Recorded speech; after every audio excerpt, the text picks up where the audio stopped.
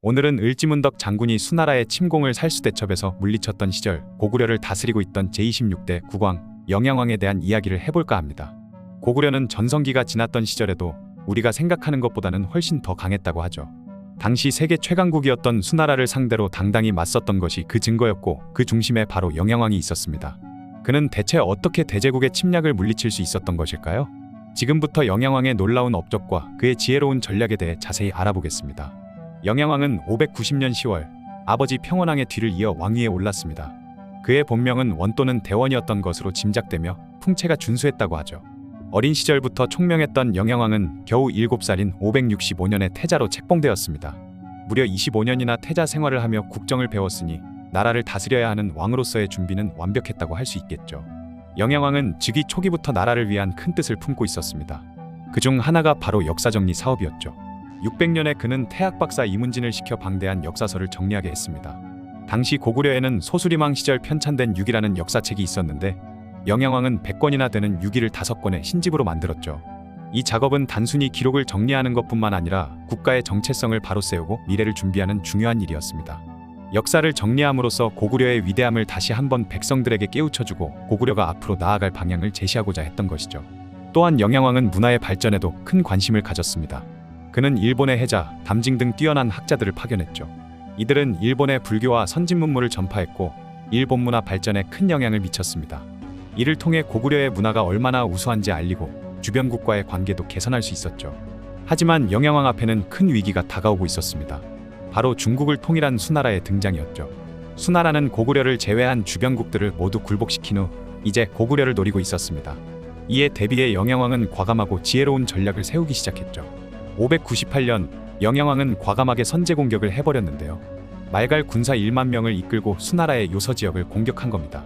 오래전부터 사신을 보내거나 세작을 보내 수나라의 움직임을 살피던 영양왕은 수나라가 고구려를 절대 가만 놔둘 생각이 없다는 것을 알게 되고는 공격당하기 전에 오히려 먼저 공격을 해버린 것이죠. 이에 격분한 수문제는 30만 대군을 동원해 고구려를 침공했습니다. 세계 최강국의 대군이 몰려오는 상황, 생각만으로도 오금이 저릴 만하지만 영양왕은 침착하게 맞서기 시작했죠. 왜냐하면 그는 이미 이런 상황을 예상하고 그에 대한 대비를 해두었기 때문입니다. 그렇게 고구려와 수나라가 처음으로 맞붙게 되었는데, 놀랍게도 수나라군은 큰 피해를 입은 채 퇴각을 했다고 하죠. 정확한 기록이 없어 자세히 알 수는 없지만 장마와 태풍에 시달리던 수나라군이 고구려군의 기습 공격을 받아 30만의 대군 중 대부분이 전멸한 상황에서 영양왕이 수문제에게 사신을 보내 사과를 했다고 합니다. 그렇게 사과를 받고 겨우 체면을 차린 수문제는 군사들을 물려 돌아갔고, 이후 고구려를 정벌하기 위해 세웠던 계획을 모두 중단시켜버렸죠. 사실상 고구려 정벌을 포기하겠다는 신호였습니다. 하지만 그런 수문제가 죽고 그의 아들 수양제가 뒤를 잇게 되었는데, 그는 아버지의 수치를 씻겠다며 더 큰 전쟁을 준비하기 시작했죠. 결국 612년 수양제는 무려 113만 대군을 이끌고 다시 고구려를 침공했습니다. 이 병력은 세계 전쟁 역사상 최대 규모의 군대라는 의견도 있죠. 그들의 행렬이 너무 길어서 선두가 출발한 지 40일이 지나서야 후미가 움직였다고 하니 그 규모가 얼마나 대단했는지 짐작이 가시나요? 하지만 이 엄청난 군대로도 고구려를 이기지는 못했습니다. 영양왕은 뛰어난 장수들을 적재적소에 배치해 수나라의 진격을 막았는데, 그 중에서도 특히 을지문덕의 활약이 대단했죠. 그는 수나라군을 살수해서 완전히 박살을 내버렸습니다. 이 전투로 수나라의 기세는 완전히 꺾였고 결국 철수할 수밖에 없었죠. 이후에도 수양제는 2차례 더 고구려 정벌을 시도했지만 모두 실패로 돌아갔습니다.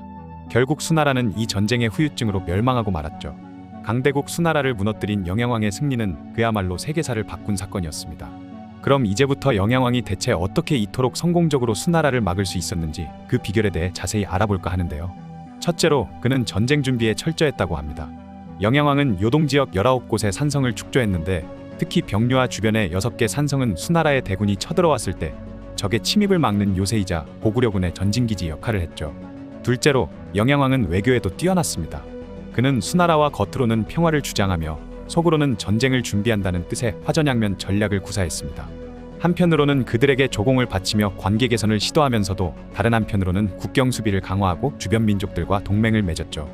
이런 전략 덕분에 고구려는 수나라의 침략에 효과적으로 대응할 수 있었습니다. 셋째로 영양왕은 국내 통치에도 신경을 썼습니다.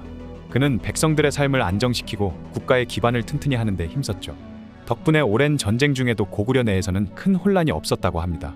이는 고구려가 끝까지 수나라에 맞설 수 있었던 원동력이 되었죠. 영토 측면으로만 놓고 보면 영양왕의 통치기간 동안 고구려는 최전성기를 누렸다고도 하는데요. 일부 기록에 따르면 고구려의 영토가 동서로 6천리에 달했다고 합니다. 이는 이전 어느 때보다도 넓은 영토였죠. 게다가 그 당시 고구려는 단순히 영토만 넓은 게 아니라 그 영향력도 매우 컸습니다. 전쟁 당시 주변의 여러 민족들이 고구려의 편에 서서 함께 싸웠다는 점이 이를 증명하죠. 618년 영양왕은 28년간의 통치를 마치고 세상을 떠났습니다. 그의 최대 업적이라고 하면 역시 수문제와 수양제 부자가 무려 4차례에 걸쳐 총 200만 대군을 보내 침공해온 것을 철저히 막아낸 것이죠. 그런 뛰어난 위기관리 능력을 비롯해 외교나 정치 등 다른 분야에서도 모두 준수한 능력을 보여주면서 고구려 후기 최고의 명군이자 성군이라는 평가를 받게 된 인물입니다.